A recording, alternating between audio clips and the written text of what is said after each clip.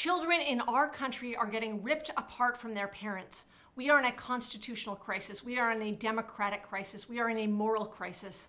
And so many people I talk to think the only solution is a Democratic Congress or Bob Mueller. But you have no idea the power that is held by the New York State Attorney General's office to take on the lawlessness and corruption of Donald Trump.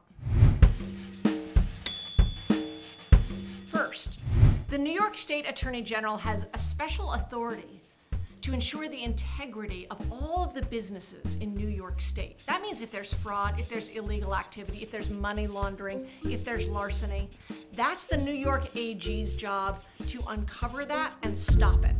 One of the tools that the New York Attorney General has is a tool called Quo Warranto. I know it sounds like a wizard spell or something, but it actually comes from an old ancient Latin writ that says, by what authority? In other words, what authority do you have to be operating a business in New York State if that business is riddled with fraud? And under those Quo Warranto powers, the New York Attorney General can investigate, restrain illegal activity, and in extreme circumstances, dissolve the corporation. In fact, when Barbara Underwood brought her powerful lawsuit last month against the Trump Foundation, she was using those Quo Warranto powers in New York. But that's not the only power. Here's the point. Donald Trump's businesses are based in New York State. His foundation is based in New York State.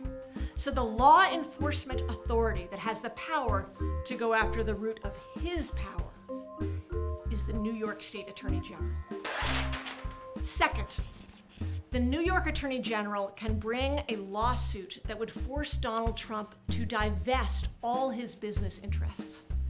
This is because Trump is violating the Emoluments clauses of the Constitution that forbid a federal officer from taking foreign governmental money and forbid a president from taking money from state governments. Just for one example, right now, the Chinese government is a tenant in Trump Tower.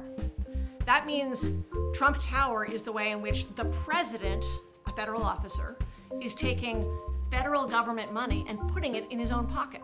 That has to stop, and that can stop. The New York State Attorney General can bring a lawsuit standing in for the people of New York State. That would force Donald Trump to choose between the Trump Organization and the presidency, because he cannot pretend to serve the interests of the people of the United States while he's getting rich off his public office. Third, if Donald Trump pardons one of his own associates to protect himself from prosecution, something he has essentially threatened to do, there is no one in the country more important than the New York State Attorney General. That's because the federal pardon power only extends to federal crimes, not state crimes. That's because if Donald Trump tries to give a get-out-of-jail-free card to one of his associates, you might think that associate would be able to walk away freely, but no, because the New York State Attorney General can bring other charges against that associate and send a very clear and critical signal that no one is above the law. I'm running to be the next Attorney General of the state of New York because I have a deep background in constitutional law, in anti-corruption law. I have spent my career fighting corruption.